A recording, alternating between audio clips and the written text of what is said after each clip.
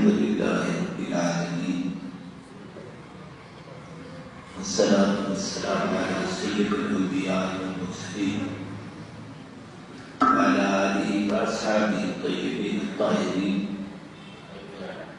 أما بعد فأعوذ بالله من الشيطان الرجيم بسم الله الرحمن الرحيم والذي جاء بالصدق وصدق به أولئك هم المتقون قال النبي صلى الله عليه وسلم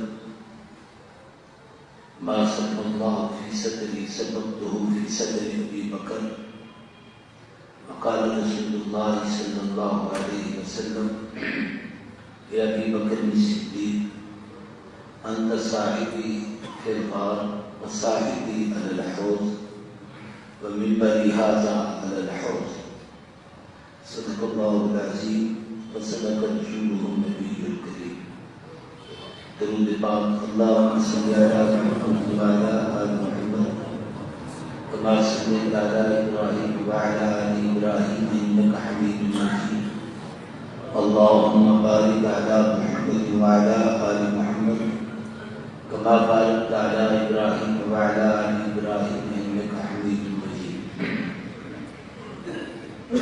لائق سب تعظیم و تقریر قابل اعزاز اکابر علماء کرام واجب الاحترام برادران اسلام بزرگوں دوستوں اور بھائیوں،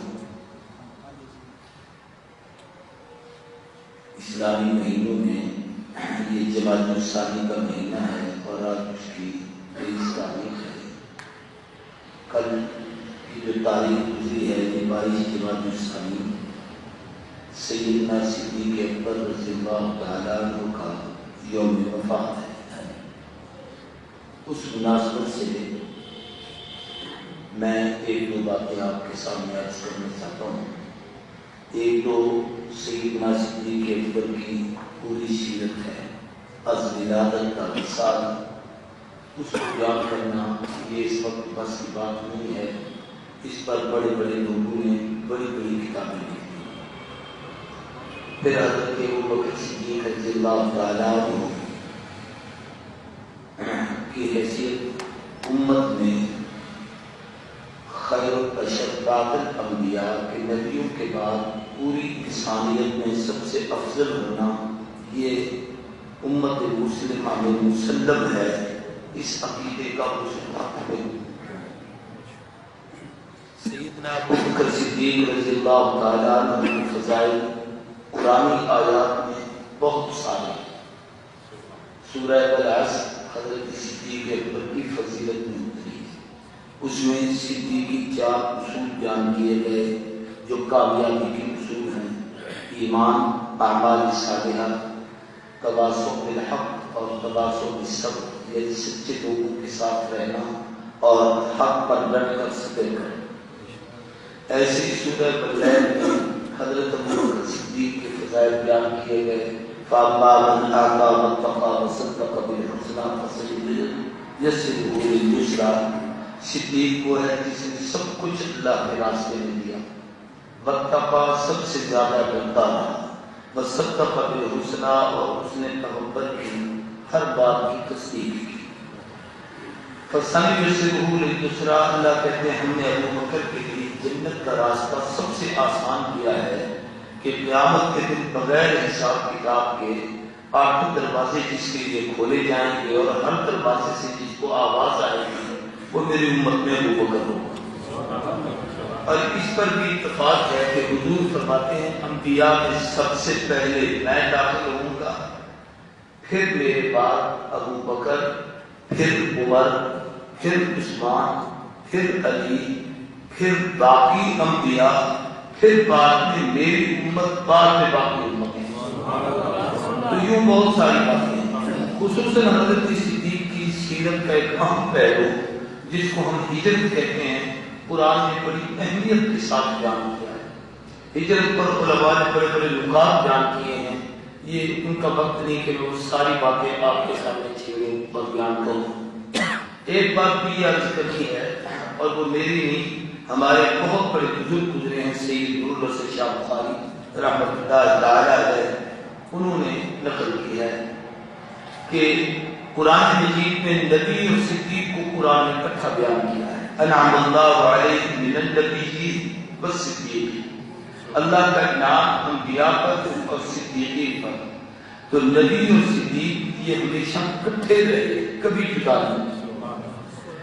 یہی وجہ ہے کہ قرآن پاک میں محمد رسول اللہ والذین معہ، محمد رسول اللہ میں حضور کی رسالت کا ذکر ہے اور والذین معہ میں ابو بکر کی معیت کا ذکر ہے. ایسے علماء نے لکھا ہے کہ قرآن پاک میں مختلف مقامات پر آپ دیکھیں تو والذی جاء بالصدق، جو آیت میں نے پڑھی، اللہ کہتے ہیں وہ جو سچائی لائے، اس سے مراد آقا ہے. وصدق بہ، اور جس نے اس سچائی لانے والے کی تصدیق کی، اس سے مراد ابو بکر ہے. اور اس روایت کے راوی سیدنا علی کہ حضرت علی نے فرمایا والذی جاء بالصدق آقا ہے، وصدق بہ ابو بکر صدیق ہیں، اولئک هم المتقون. نبی اور صدیق تقوی کے اعلیٰ مقام پر ہیں. دونوں کے لیے قرآن نے تقوی کا ایک لفظ استعمال کیا، یعنی جو تقوی کا اعلیٰ مقام نبی کو دیا اس کا عکس اللہ نے صدیق پر ڈال دیا ہے. بہت ساری باتیں ہیں حضرت صدیق کی فضیلت کی، ان میں ایک بات پر میں تھوڑی سی بات عرض کرنا چاہتا ہوں. وہ یہ ہے کہ حضور نے فرمایا کہ اے اللہ، میں دنیا میں سب کے احسان کے بدلے دے چکا ہوں، ابو بکر کو ہے جس کے احسان کے بدلے میں نہیں دے سکا، کیا بدلے دے تو ہوتا. نبی امتی کے لیے یہ جملہ کہے کہ میں اس امتی کے احسان کے بدلے نہیں دے سکتا، آخر کو ابو بکر کا کون سا احسان ہے. ویسے دوسری روایت میں حضور نے فرمایا مجھے سب سے زیادہ فائدہ اگر کسی کے مال نے دیا تو مردوں میں ابو بکر کا مال اور عورتوں میں خدیجہ کا مال. ان دو کی قربانیاں مال کے لحاظ سے میرے لیے ایسی ہیں کہ اس کا دنیا میں اس کی اور کوئی مثال ہے. لیکن ابو بکر صدیق کے متعلق یہ فرمانا کہ اے اللہ تو ابو بکر صدیق کے احسان کے بدلے تو دے، تو سوال یہ ہے کہ وہ کون سا احسان ہے ابو بکر کا جس کا بدلہ نبی بھی نہیں دے سکے. یہ سوچنے کی چیز ہے. وہ کیا ہے اس کو میری طرف غور کریں گے تو اللہ مجھے سمجھانے کی اور کہنے کی توفیق دے. وہ یہ ہے کہ آدمی جب قربانی دیتا ہے کسی کے لیے تو سب سے بڑی قربانی کیا ہوتی ہے؟ چلو یہ بات تو میں نے آپ کی مان لی، لیکن اس سے بھی ایک بڑی قربانی ہے، وہ پھر میں بتا دوں گا. جان دینا، مال دینا، اولاد دینا، یہ ساری قربانی ہے. ابو بکر صدیق نے اگر حضور کی محبت میں اپنی جان دی ہے مال میں، تو صحابہ نے بھی تو حضور کے سامنے جانے کی. غزوہ احد میں حضور کے قدموں پر سیدنا زیاد کی جان کی، حضور کے سامنے صحابہ کرتے ہوئے نظر آئے ہیں، حضور کے سامنے صحابہ کو شہید کیا گیا ہے. تو جان دینے میں تو بہت آگے نکلے. تو ابو بکر کا کون سا احسان؟ اگر مال ہے تو ابو بکر صدیق نے بے شک گھر کو جھاڑو کیا، لیکن حضرت عثمان بن عفان جیش اسرا غزوہ تبوک کے موقع پہ تہائی لشکر کا سامان لے کر آئے اور بہت کچھ لا کر پیش کر دیا. اور بار بار حضور نے فرمایا عثمان آج تم نے وہ کام کیا کہ آج کے بعد کوئی عمل نہیں کرے خدا سے نہیں پوچھے گا تو جنتی ہے. تو عثمان پیچھے نہیں رہے. اگر اولاد دینا یہ کوئی کمال کی بات ہے کہ ابو بکر نے اپنی بیٹی تھی تو عمر کی بیٹی تھی تو حضور کے گھر میں تھی. حضرت ابو سفیان کی بیٹی سیدہ ام حبیبہ، حضرت معاویہ بن ابی سفیان کی ہمشیرہ، یہ بھی تو حضور کے گھر میں تھی. اور بھی امہات المؤمنین حضور کے حرم اقدس میں آئیں تو یہ بھی وہ کمال نہ ہوا کہ بھی بیٹی دے دی. اب وہ کون سا کام ہے ابو بکر کا جو اس نے اتنی بڑی قربانی دی کہ حضور کہتے ہیں اللہ اس احسان کا بدلہ تو دے. وہ کیا ہے؟ جان دینے میں اور بہت سارے آگے نکل گئے، مال دینے میں بھی بہت سارے آئے، اولاد قربان کرنے میں بھی بہت سارے آئے، ہجرت کرنے میں بھی ابو بکر سے زیادہ لوگ آئے. صدیق نے تو ایک ہی ہجرت کی نا حضور کے ساتھ, تو حضرت عثمان نے تو 2 ہی ہجرتیں کی ہیں. حبشے کی بھی ہجرت کی ہے اور 2 ہجرتیں حبشے کی ہوئی اور مدینے کی ہجرت کی ہے. تو صدیق کا وہ کون سا کام ہے؟ اب میں عرض کرتا ہوں, غور کریں. سب سے بڑی قربانی جس کا دنیا میں کوئی جواب نہیں, وہ ہے میں. نہیں سمجھے کیا ہے؟ کہہ دو نا. کوئی بات کیوں آدمی کہے ٹھیک ہے بھائی میں یہ کہتا ہوں, آپ کی رائے اپنی جگہ پر, میری رائے یہ ہے.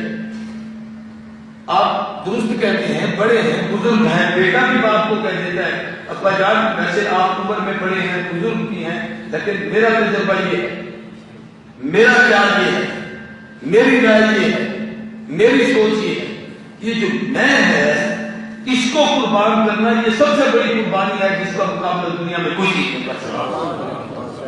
صدیق نے یہ وہ قربانی دی ہے کہ حضور کی پوری زندگی میں اللہ کے نبی کے سامنے کبھی ابو بکر نے یوں نہیں کہا کہ میں یہ کہتا ہوں, یہ صدیق کی زبان, یہ کبھی نہیں کہا. سب نے اپنی اپنی رائے حضور کے سامنے پیش کی, لیکن ابو بکر نے کبھی نہیں کہا میں یہ کہتا ہوں. کہا محبوب جو آپ کہتے ہیں میں وہی کہتا ہوں. میں اس کی گھڑی پر بھی میری نظر ہے, میں یہ جو موضوع بیان کرنا ہے بڑا کام ہے, میں اس طرف آپ کو لانا چاہتا ہوں, لیکن میں اس بات کو سمیٹ کر وہ بات کہتا ہوں.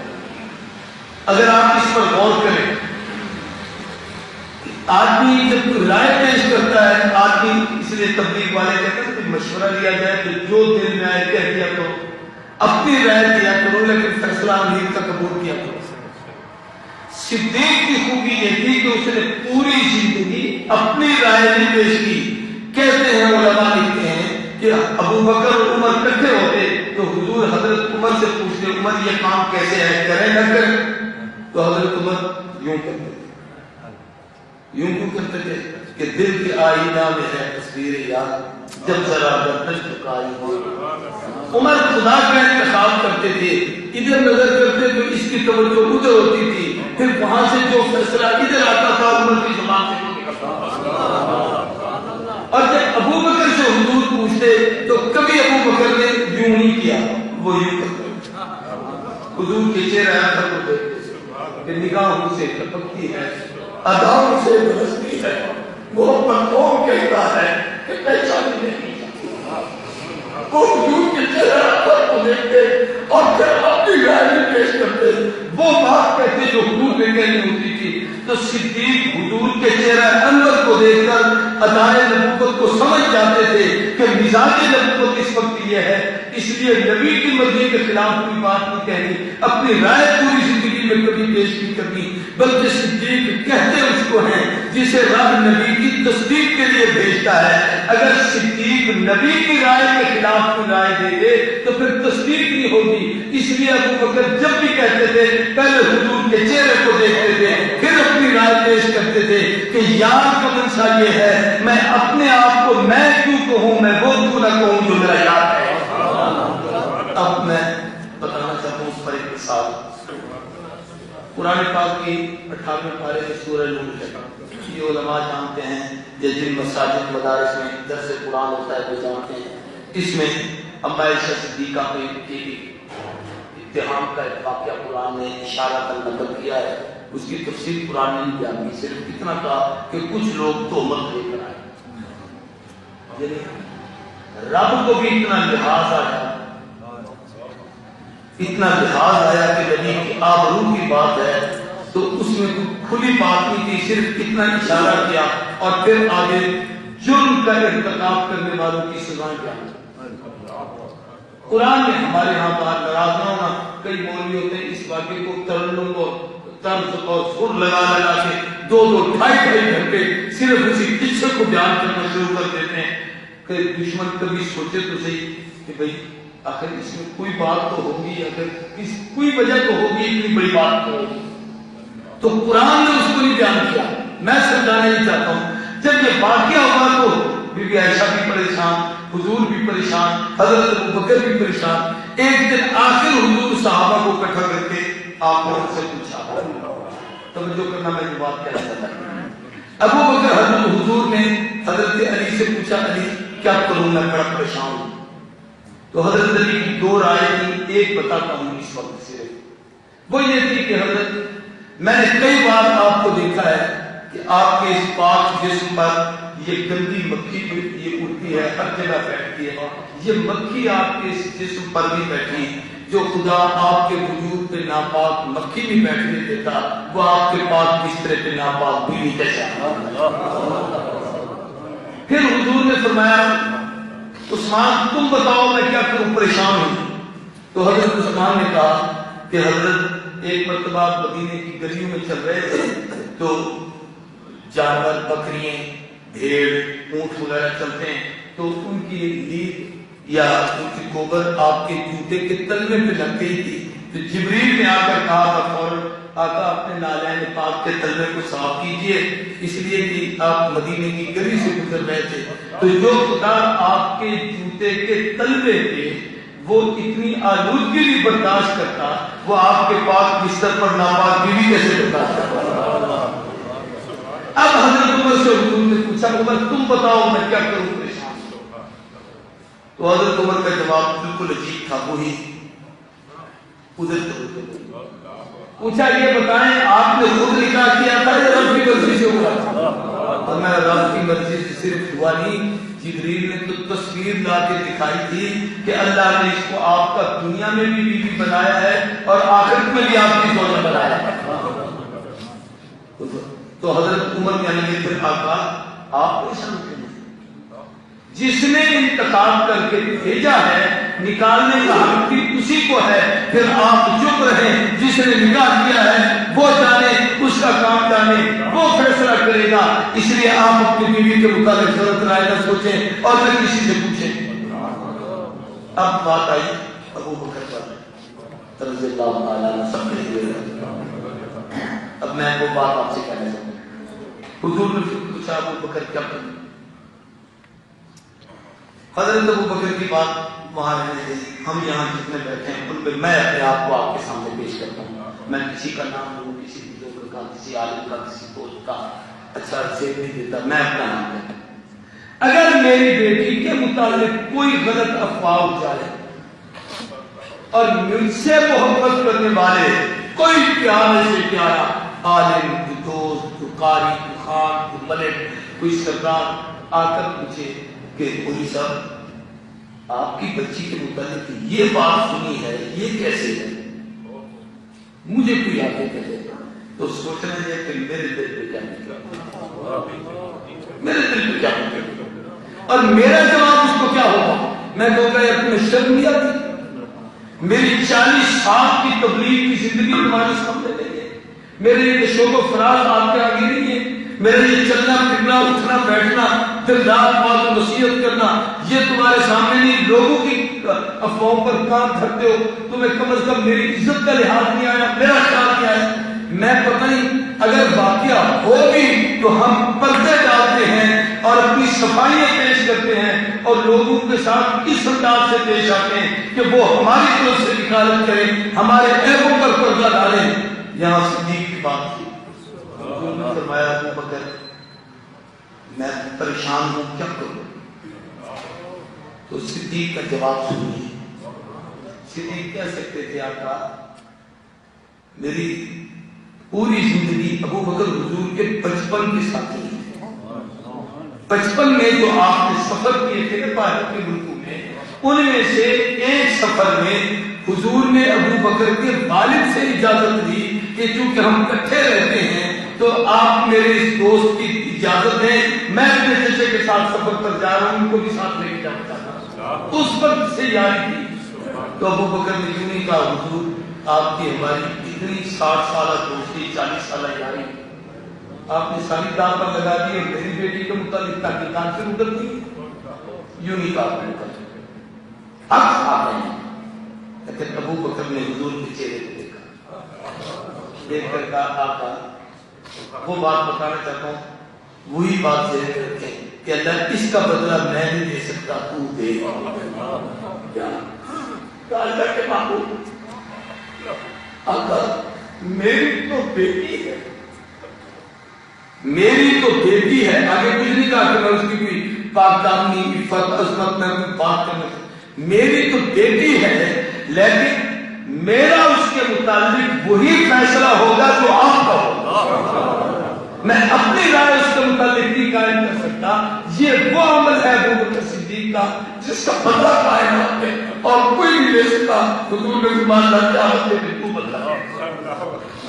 اب میں آخری بات کرتا ہوں، وہ یہ ہے کہ حضور نے آخری دنوں میں پوری امت میں حضرت ابو بکر صدیق کو مصلی پر کھڑا کیا۔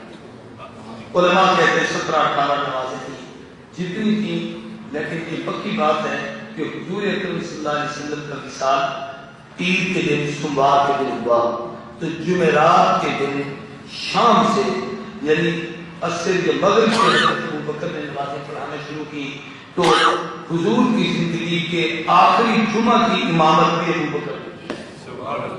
پھر جمعہ پڑھایا، پھر ہفتے کے دن، پھر اتوار کے دن، پھر پیر کے فجر کی نماز، اور اس نماز میں حضور نے پردہ ہٹایا اور ساری امت کو ابو بکر کی امامت میں کھڑا ہوا دیکھا تو آپ کی خوشی کی انتہا تھی۔ آپ نے صحابہ کو ابو بکر کی امامت میں کھڑا دیکھ کر مسکرائے تو حضور کی زندگی کی آخری مسکراہٹ اس پر تھی کہ میری پوری امت ابو بکر پر سے پہنچ چکی ہے اور اس کو اپنا مقتدا مان چکی ہے۔ تو سب کو حضور نے اس خوشی میں دیکھا، تو پھر آپ نے پردہ اپنا یوں ہٹنا بند کر دیا، تو پھر اس دن صبح حضور کا وصال ہوا اور آپ دنیا سے عالم بالا کی طرف اللہ کی طرف چلے گئے۔ میں جو بات سمجھانا چاہتا ہوں وہ یہ ہے کہ اس کے بعد صحابہ نے ابو بکر صدیق کو اپنا امیر منتخب کیا۔ اب یہ حضور نے جو اپنی جگہ پر کھڑا کیا، یہ وہ خلافت تھی جس کو ہم بلا فصل کہتے ہیں، لیکن خلافت ہوتی ہی بلا فصل ہے۔ یہ بات نہیں کہ ابو بکر کی خلافت، خلیفہ ہوتا ہی وہ ہے جو پہلے کے ہوتے ہوئے اس منصب کو سنبھال لے۔ حضور ہیں اور مصلی امامت ابو بکر نے سنبھال لیا، حضور ہیں اور امیر حج ابو بکر صدیق بن گئے ہیں، حضور ہیں اور معاملات صدیق کے سپرد کر دیے ہیں۔ حضرت عباس اور علی کہنا چاہتے ہیں کہ جا کے پوچھ کے آئے آپ کے بعد معاملہ کس کا ہوگا، تو حضرت علی نے کہا میں تو کبھی نہیں پوچھوں گا، تو حضرت عباس بھی خاموش ہو گئے۔ خلاصہ یہ کہ امت نے ابو بکر صدیق کو اسلامی سلطنت کا فرمانروا بنایا۔ اب میں ایک بات کرنا چاہتا ہوں کہ مدینے کی سب سے پہلی اور اسلامی ریاست اس کے والی حضور ہیں، حضور نے اس کو بنایا، اور اس کے پہلے امیر ابو بکر صدیق ہیں کہ خلیفہ کو بنے۔ اب بانی ایک ہوتا ہے، اس کے بعد حکومتیں اور لوگ چلاتے ہیں، تو حضور اس ریاست کے بانی تھے اور اس کے پہلے امیر سیدنا ابو بکر صدیق تھے، تو نظام آہستہ آہستہ تکمیل تک پہنچتا ہے۔ اس لیے خلافت راشدہ حضور کی نبوت کا امت میں تک ملا تھا اور اس کا پہلا دور ابو بکر صدیق کا تھا۔ تو صدیق اکبر نے مدینہ طیبہ کی اسلامی ریاست کو اسلامی فلاحی ریاست بنانے کے لیے 4 کام کیے، میں جس کو عناصر اربع کہتا ہوں۔ آج ہم بھی اگر یہ دعویٰ کریں کہ ہم مدینہ کی طرز کی اسلامی ریاست بنانا چاہتے ہیں تو اس کے لیے ان اصولوں کو جب تک نہیں اپنایا جائے گا یہ دعوے جھوٹے ہوں گے۔ ان میں سب سے پہلا کام ابو بکر صدیق نے یہ کیا کہ جس وقت مدینے کی خلافت اور ریاست کو سنبھالا تو جو پہلا خطبہ دیا وہ کتابوں میں موجود ہے۔ اس خطبے میں حضرت ابو بکر صدیق نے پہلی بات فرمائی، لوگوں تم میں سے کوئی قوی طاقتور میرے نزدیک اپنے آپ کو طاقتور نہ سمجھے، اور کوئی غریب اور کمزور اپنے آپ کو کمزور اور غریب نہ سمجھے۔ جو طاقتور اپنے آپ کو سمجھتا ہے میرے نزدیک وہ ضعیف ہے، میں اس کے کی زور اور اس کی طاقت پر کنٹرول کروں گا، اور جو غریب ہے اور بے سر و سامان ہے میں اگر اس پر کوئی ظلم کرے گا تو اس سے انتقام لے کر اس غریب کا حق دلواؤں گا اور اس کی داد رسی کروں گا۔ تو ابو بکر صدیق نے جو سب سے پہلا کام کیا اسلامی فلاحی ریاست بنانے کے لیے مدینہ طیبہ کو، وہ یہ تھا نظام عدل، جس کو ہم انصاف کہتے ہیں۔ انصاف کسی تحریک کا نام نہیں، یہ ایک عمل کا نام ہے کہ کام تھا کہ امت میں انصاف قائم ہو جائے۔ اور اس انصاف کی کیفیت صدیق اکبر نے یہ کی تھی کہ راتوں کو بیواؤں کے گھر کے پانی بھرتے تھے، ان کے گھر جھاڑو دیتے تھے، ان کے جا کے کام کرتے تھے۔ اور جس دن ابو بکر صدیق کا جنازہ اٹھا، اس دن 300 مدینے کی عورتیں ایسی تھیں جو روتی ہوئی آئی اور انہوں نے کہا ماتا ابونا ابو بکر، ہمارا ابا ابو بکر دنیا سے چلا گیا ہے۔ آج پتا چلا کہ مدینے کا والد وہ تھا، اس دار حکومت، اس خلافت کا امیر وہ تھا، خلیفۃ الرسول وہ تھا، جو غریبوں کی داد رسی کرتا تھا، جو مزدوروں اور غریبوں کا ساتھ دیتا تھا اور ان کے حقوق ان کو دلوایا کرتا تھا۔ مدینہ طیبہ کی ریاست وہ ہے جس میں سب سے پہلے غریب کے حقوق کا خیال کیا۔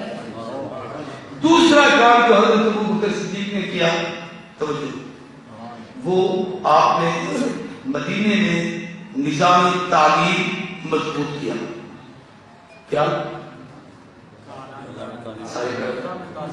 کالج بنائے، یونیورسٹی بنائی، انجینئرنگ یونیورسٹی بنائی، ٹیکنالوجی کی یونیورسٹی بنائی، میرے خیال یہی کام کیا گیا۔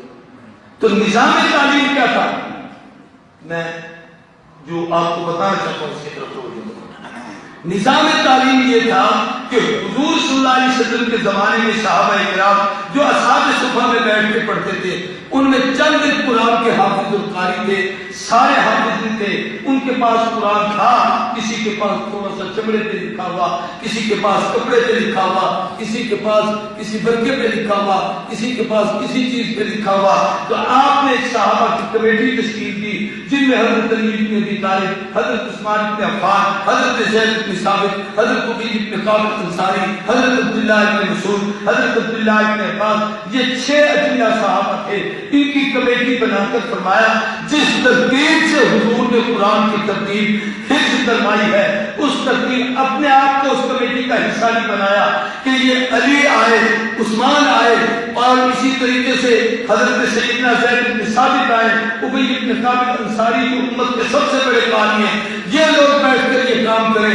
چنانچہ حضرت علی کی نگرانی میں اس کمیٹی نے الحمد سے والناس تک پورے قرآن کو اس ترتیب سے مکمل کیا، اور حضرت صدیق اکبر نے اس کو عملی طور پر پوری اسلامی ریاست میں اسے نافذ کیا کہ ہر مسجد میں قرآن پاک کی تعلیم ہو۔ اب صدیقی دور کی مدینے کی ریاست کا نظام تعلیم یہ ہے کہ ہر مسجد میں قرآن کا درس ہو، ہر مدرسے میں قرآن کی تعلیم ہو، ہر گھر میں قرآن پاک کو پڑھا جائے۔ بلکہ آج کل ہمارے جو دنیاوی ادارے ہیں، اسکولوں اور کالجوں میں قرآن کی تعلیم ہو تو یہ وہ صدیق کے طرز کی مدینے کی ریاست ہوگی کہ قرآن اس وقت بھی جیسے تھا ویسے اب بھی پڑھا جائے گا، تو یہ مدینے کا طرز ہوگا۔ اور اگر قرآن کو چھوڑ کر ہمارے یہاں ایک لفظ ہے عصری علوم پڑھاتے ہیں، عصری علوم، اور ہم پر اعتراض ہے مدرسے والوں پر کہ ان کے یہاں عصری علوم نہیں۔ ہم کہتے ہیں ہم تم عصری پڑھاتے ہو، ہم اصلی پڑھاتے ہیں۔ کیا پڑھاتے ہیں؟ یہ دنیا کے جتنے علوم دنیا نے نکالے ہیں سب قرآن پاک سے نکلے ہیں۔ جو قرآن کے علوم کو سینے سے لگائے گا سارے علوم اس کے فتنے میں آئیں گے۔ تو یہ ابو بکر صدیق نے دوسرا کام کیا۔ تیسرا کام صدیق اکبر نے مدینے کی اسلامی فلاحی ریاست کو کامیاب کرنے کے لیے یہ کیا جو ہمیں اپنانا ہے مدینے کی ریاست بنانے کے لیے، ہمارے حکمرانوں کو اپنانا چاہیے۔ وہ یہ ہے کہ نظام معیشت مضبوط کیا۔ معیشت کیسے مضبوط ہوئی؟ وہ یہ تھا کہ نظام زکات، جن لوگوں نے زکات کا انکار کیا ابو بکر صدیق نے ان سے زکات وصول کی اور فرمایا خبردار جو حضور کے زمانے میں اونٹ کے ناک کے نکیل کی رسی جو چھوٹی سی ساتھ ہوتی ہے حضور کے دور میں دیتا تھا، اب اگر انکار کرے گا تو میں اس کے ساتھ بھی مقابلہ کر کے اس سے وصولی کروں گا۔ اور فرمایا من فرق بین الصلاۃ والزکات لو قاتل اللہ، جو نماز اور زکات میں فرق ڈالے گا میں اس کے ساتھ جہاد کروں گا۔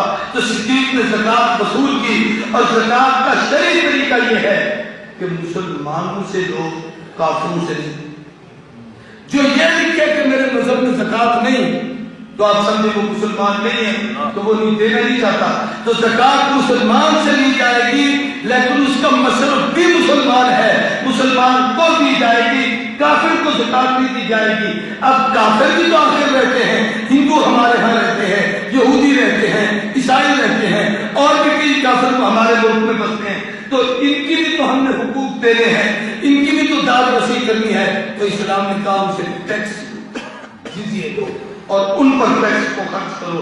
یہ ابو بکر صدیق نے نظام قائم کیا، نظام زکات سے معیشت کو مضبوط کیا۔ تین کام۔ چوتھا کام صدیق نے یہ کیا کہ امت کے عقائد کو محفوظ کیا۔ اسلام کے جو بنیادی عقیدے ہیں، توحید، رسالت، قیامت، پوری توجہ سے سمجھنا، ان کی بنیاد رسالت ہے۔ توحید تب محفوظ جب رسالت، قیامت تب محفوظ جب رسالت، رسول کی رسالت کو مانو گے، لا الہ الا اللہ یہ عقیدے کی بنیاد نہیں ہے۔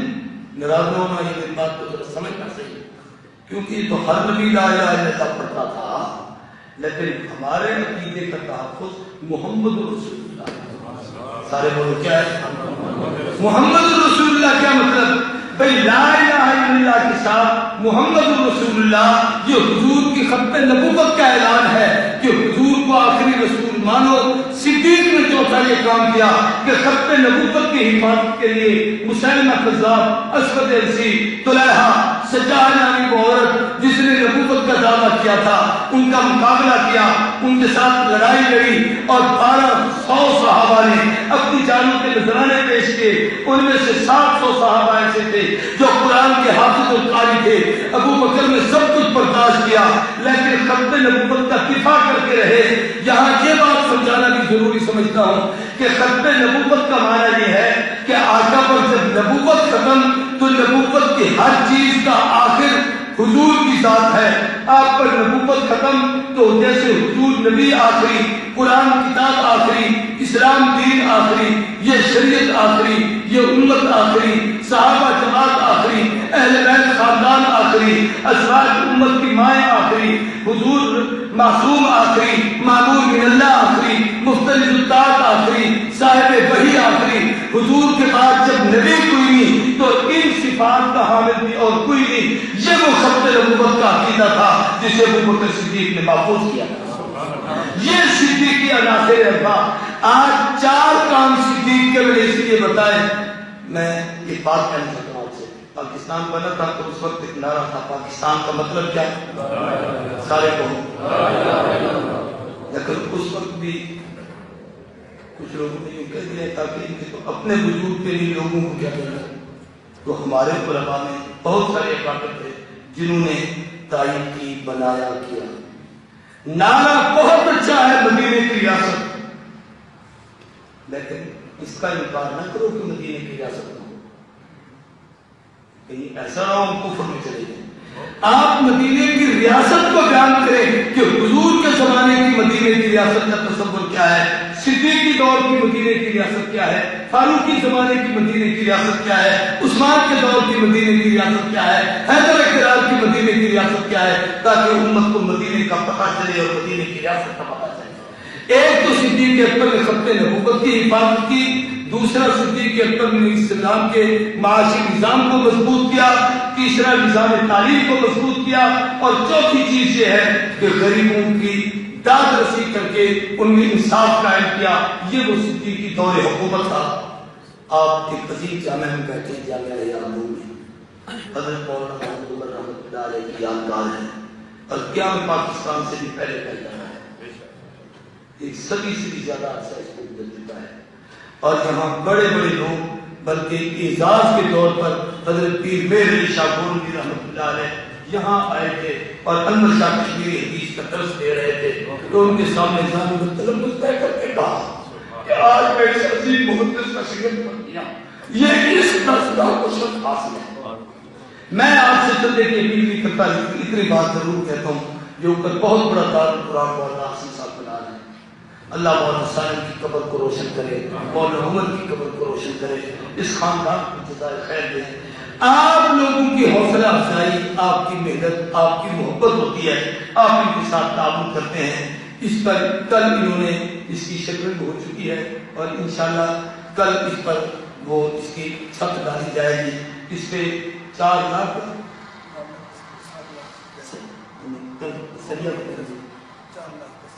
کا سریا ادھار لے کے آئے اور 400 بوری 250 بوری سیمنٹ اس پر لگنی ہے۔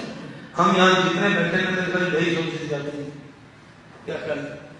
اگر ایک بوری کی بھی ہم قیمت دے دیں یا ایک بوری اپنے حصے میں دے دیں تو کام 1 منٹ میں ہو سکتا ہے، کوئی مشکل مسئلہ نہیں۔ میری ایک ہمشیرہ بہت ہوئی، ہم نے اپنے مدرسے کے قرآن کی چھت ڈال دی تھی۔ میرے رشتے دار بیٹھے تھے تو میرے ایک خالصات بھائی ہیں، عالم ہیں اسلامی یونیورسٹی لاہور میں، اسلام آباد میں پروفیسر ہیں، تو وہ اندر گئے گھر کی عورتوں سے اکٹھا کر کے انہوں نے 200 بوری عورتوں سے اکٹھی کی۔